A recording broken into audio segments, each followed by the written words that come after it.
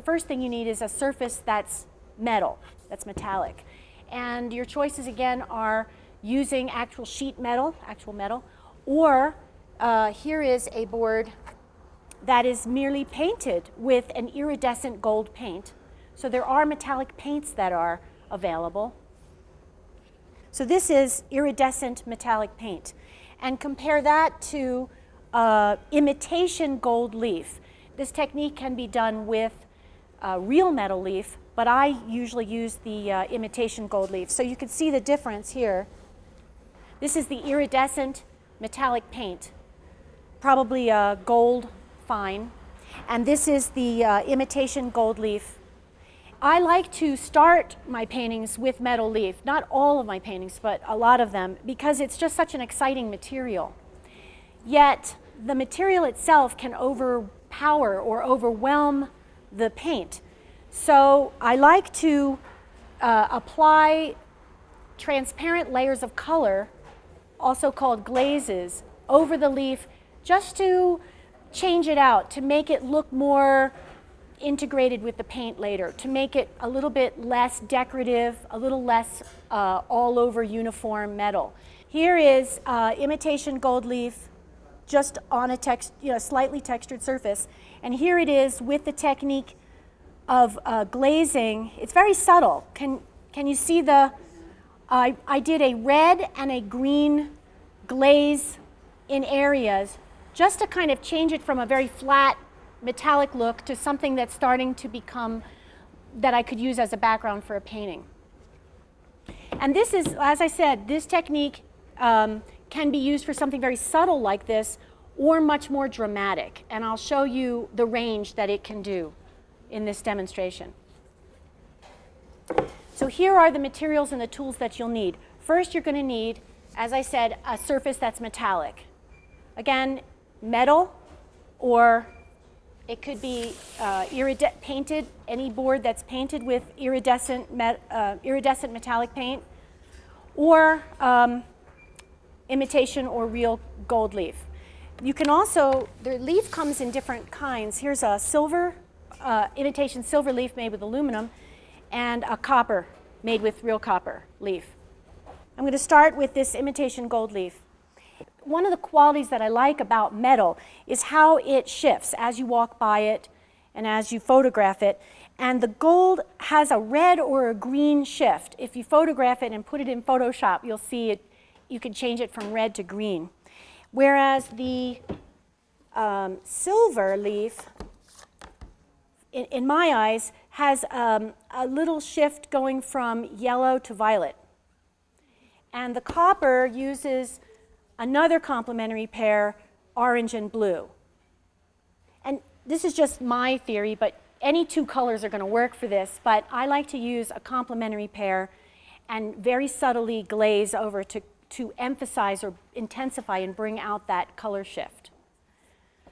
So with the gold leaf, I'm going to use a pair of complementary colors, the red and the green. So I have a red and a green paint, and you can use fluid paint, thick paint, any kind of paint.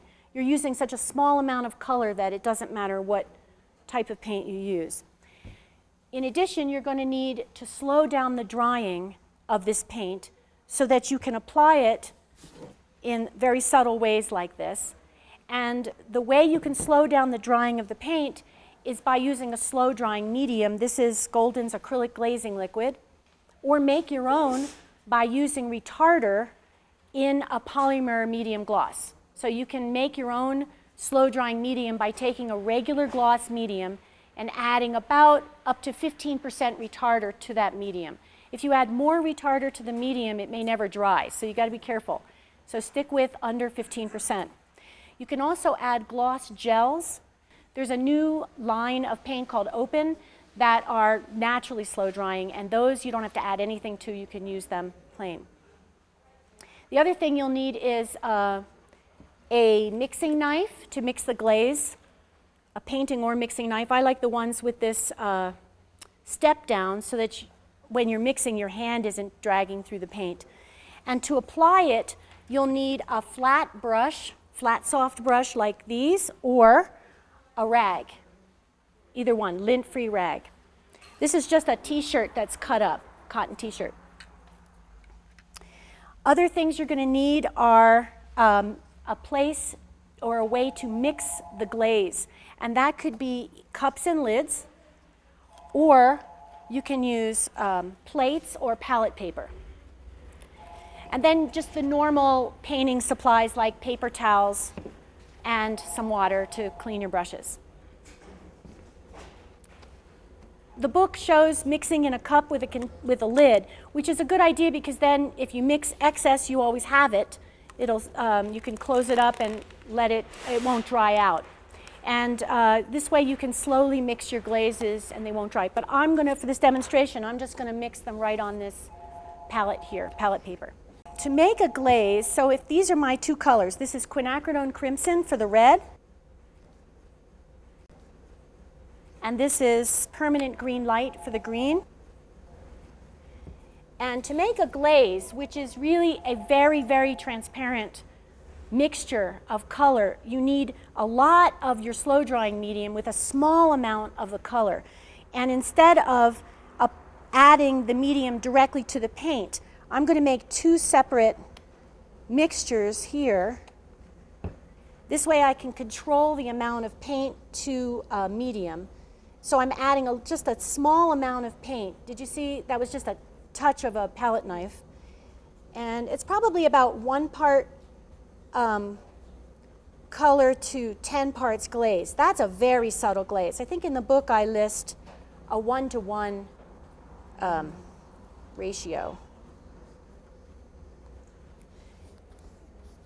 So again, here is a very subtle glaze, a very small amount of the red. Mixing it in. I'm mixing it with a knife so that I can get it all homogenized. And now I have my two glaze, now I have my two glaze mixtures. And these are going to be very subtle. I'm going to apply this with a rag. So here's my cotton t-shirt cut into rags. And I can dip it into the red. Now this looks very pink and this looks like light green. That white, here it is again, the white slow drying medium dries clear. So everything looks a lot lighter in the wet form. So if I take this red and just apply it, it looks like I'm putting white on my leaf board. Can you see it in the monitor? It doesn't look like much. And then I can use a different part of the rag and take the green. And I'm just putting it in places. That's how I created this one. And then I let it dry. Now if it's too subtle and I don't see enough color, but be careful because when it dries, it changes. The white goes away to clear and then the color becomes more prominent. So what you want to do, if you want to test it, you can take some of this glaze, put it in a corner or on a test piece and blow dry it and see what it looks like when it's done. If you like it, great. Then continue with the other kind of areas that you want to make red and green. If it's too subtle, then change your mixture and add more paint to make it a little stronger. There's the green, adding more green, and here's adding more red. Again, I put 1 ratio in the book as a general idea, but you can make it as subtle or as strong as you want. So see, even a stronger color, it still looks like a white film on there. So beware that what you see when you're working wet while you're doing it is not what it's going to look like when it's dry. What I'd like to do is show you a more controlled way of working with this shift, with the red and the green shift. And that would be something like this. Do you see how subtle here's the red and here's the green, and here's the gold in the middle. So if I wanted to do a controlled area with red in one area and green in the other, I'm going to show you how I do that. Here's subtle. This is a little bit more color. And here is even more. So it can be a major statement, or again, just shifting it slightly to cut that uniform metallic look. So how did I do this? Here is again, imitation gold leaf on a board.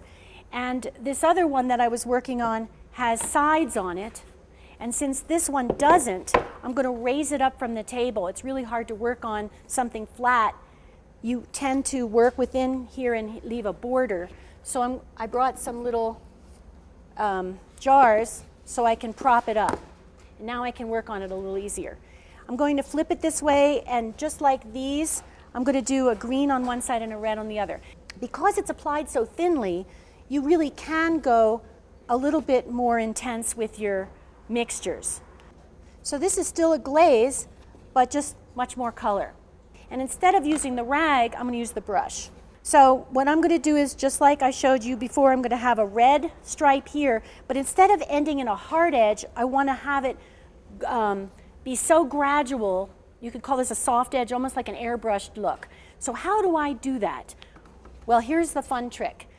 Let's say I want it to be red here and end right about here, but in a soft edge. I take the acrylic glazing liquid or your slow drying medium, and I put it where I want the color to stop.